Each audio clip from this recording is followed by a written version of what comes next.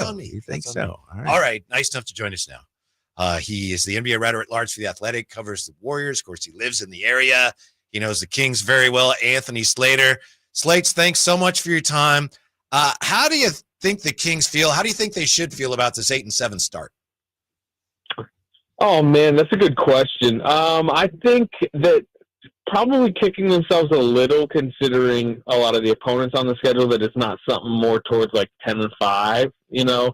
I think weirdly this like 3-game subsection they just had without, you know, a lot of their main guys, man, they would have felt a lot better going 2-1 instead of 1-2. And I know H game was down to the end, but you know, if you're sitting there right now 9-6, feeling pretty good about how Fox dragged you without Sabonis, Monk, DeRozan, you know, to a 2-1 there, and then you know you're probably getting at least a couple of your guys back after a nice rest here. You'd feel better, but I don't know. Again, we're 15 games into an 82-game season, so you can't be kicking yourself too hard about the difference between, you know, like I said, 10-6 and 8-7. Yeah, Anthony Slater joining us. Slates, when you look at the Kings 8-7. They haven't been able to win some of these close games. Why do you think that is? Is it just because of some of the injuries, or what's happening with this team through the first 15, you think?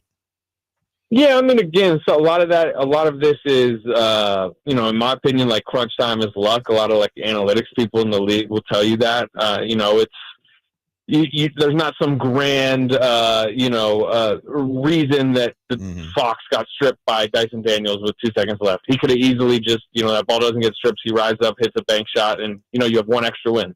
I don't, you know, there's not it's just life's breaks at big moments. And I will say, coming into the season, it was something you thought the Kings would excel at more than other teams because of who they employed, right? DeAaron Foxs, clutch player of the year. DeMar DeRozan, you know, a fourth quarter, you know, maven over the course of his career.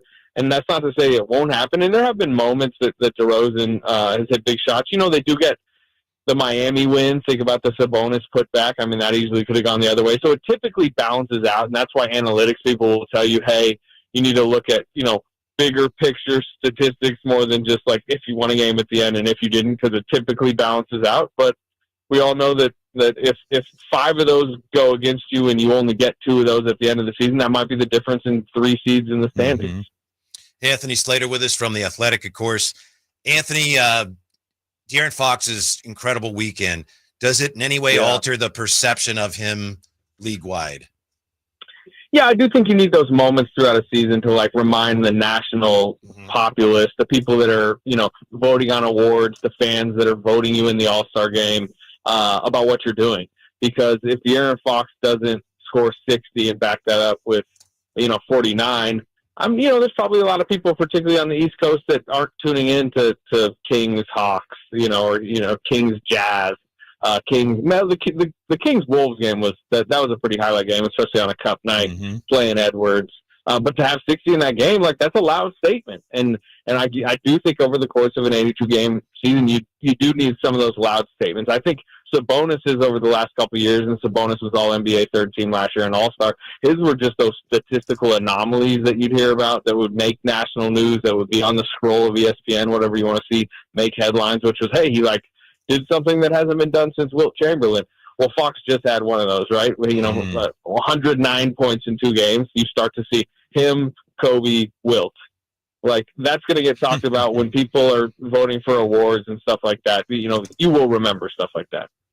Hey, Anthony, a hot topic this week has been the play of Keegan Murray. Fans are wanting more from him. What do you think about Keegan's season so far, and does he need to have a better offensive output for this Kings team to get where they want to go? It's kind of been an interesting path in his career where, like, showed so much as a rookie as just kind of like this catch and shoot sniper. I think it was 41%. I think he hit over 200 threes as a rookie. Set a record, I believe, right? He like beat Donovan Mitchell's record, and it was like, you know, when a rookie does something like that, you kind of just assume, like, he's checked that box. He will be that for the rest of his career. Let's see what else he can build himself into. But I think sometimes we forget when, you know, okay, hey, Keegan Murray, bulk up. Hey, Keegan Murray, become a stopper. Guard Steph Curry. Guard, you know, Anthony Edwards. Take the biggest assignment every night. Play 36 minutes. We want you to do some more catch and dribble stuff. We want you to play out of the post. Like, he's not going to suddenly then just be able to also be 41% catch and shoot, you know, in a more simplified role, like, doing other stuff, it adds to your fatigue, it adds to your responsibilities, it just kind of impacts your game. And again, I don't know if bulking up, impacts a guy's shot, or if the fatigue of guarding a guy over the course of the season means, hey, he's now just going to be a mid 30% 3-point shooter. But for him to take that leap, which the Kings have hoped for and kind of believed he's going to, like, head towards All-Star by like his prime, he's going to kind of need to be that pretty reliable, pretty high volume 40-plus 3-point shooter while doing all the other stuff, which, by the way, has been very impressive, right? Keegan Murray, I think, is a better defender than I ever thought he would be after watching him as a rookie. And that's hugely important. But I would agree that the offensive game hasn't, taken the leap or even solidified, particularly from a just straight shooting perspective, than maybe I thought it would. And I don't know if you guys have the numbers up. What is he from three right now, percentage-wise? Right around 30, isn't he? Yeah, I got it right here. Keegan Murray from three, 29.9% right now. That's just cannot have that, right? Yeah. I mean, that's like your defensive stopper who can't hit threes. And I will say, there's still opposing teams are not looking at, like, they're not going into games going, hey, Keegan Murray's a non-shooter, don't worry about him, right? Don't guard him, which, that can be an impact. So, like, he's still, in my opinion, like, he has that gravitational pull that you really need your shooters to have, because I think his reputation is as a shooter. But to actually, add to the offensive point total, you have to hit those shots at the 40-41% range. And he doesn't necessarily have to be that high, but he can't be 29, right? I mean, like, at minimum, he's got to be up towards like 37%. Yeah, Anthony, we were kicking this around earlier. Sabonis and Fox and DeMar DeRozan, they're so consistent. I think the key is that the other guys like Keegan, maybe not to be great every night, but he and Herter have to be more consistent. And Trey Lyles, too. They have to be consistently, pretty good to good, I think, for this team to get where they need to get to. But I'm sure he knows that. Here's a question, and it's far too early to ask you this, I realize. But just looking at the standings today, do you think we could end up with a team missing the play-in in the West with a winning record? Maybe. Wow. Maybe. I mean, that by the way, that nearly happened last year. The Rockets, I don't know what they ended at, but probably like 40 and 42, right? Yeah. The 11. Because the 9-10 was the Kings and Warriors, and they were both like 45, 46, if I remember correctly. So you could have been 44. The Rockets could have been a 44-win 11 seed last year, which I don't see. The conference seems very similar to me. Now, it's interesting because it gets very compact, where you could also be like a 53-win 3 seed, or what. I don't know. I mean, like. Everything is still wide open, but yes, to answer your question, because of how many good teams who are competitive and want to win, they're not going to tank. Yeah, you could be a 43-win 11 seed for sure. Yeah, the Rockets were 41 and 41 last season. Okay. They were 500. There you go. All right, Slates, I got to ask you about the Warriors, because I woke up and I'm like, let me do my daily check-in of the NBA standings. And I look at the Western Conference and I'm like, the Warriors are number one? Tell me this is just a mirage. It's just, a flash in the pan. I'll wake up from this nightmare soon. What the hell's going on, man? Are they really this good? You woke up in 2018. Kevin Durant is on the Warriors. Right. His name is now Andrew Wiggins. No, they're a good regular season team. They're deep. They're defensive-minded. That's what I do think is sustained.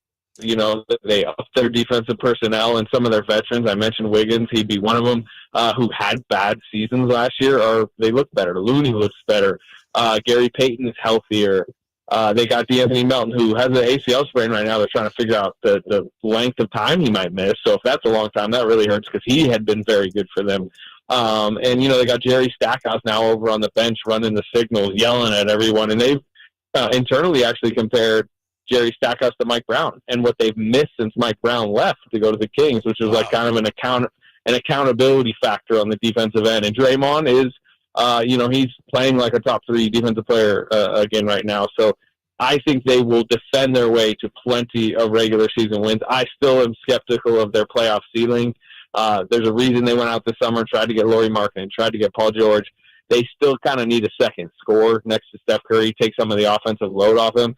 And I think they will feel the lack of that most come April, May, but they're kind of like, hey, they didn't make April, May last year. They kind of just want to get there at this point. And to me, yes, they're on the track for that. I think they're heading towards 50-something wins. But again, for them to make real noise, 2017, 2018 type noise, I think they need to go hunting for a bigger player at the deadline. But I do think there's an appetite for that internally that I do think they'll be active at the deadline. Anthony Slater, check him out on The Athletic. Follow him on Twitter. We'll see you at the arena, Slates, and we'll talk to you next week. Thanks. All right, sounds good, fellas. Yeah, all right, really Slates. appreciate it. Right. Wow, you're really taking this Warrior thing hard. No, it's just I'm like, I Well, you knew said they were it's having a solid You season. called it a Nah, nightmare. because I'm like, really, the Warriors are the top team is killing me. I know. Man. I know what you mean. Stunning. Stunning. Is, Yeah. yes. Remember in the exactly. summer, well, the Kings don't have to worry about the Warriors. Yeah, they're right, and Yeah. they're just somehow finding a way to win, man. Mhm. Unbelievable. Emran Pilati is standing by. Is he What do you back think? here? Yeah, he's All ready. right, What's hopefully that? he- Say his name? Emran, Emran Pilati? yeah, hopefully he's ready. He's ready. I got some things I need to get from him. Yeah. Hopefully he's You ready. got some things Are you on the site yet?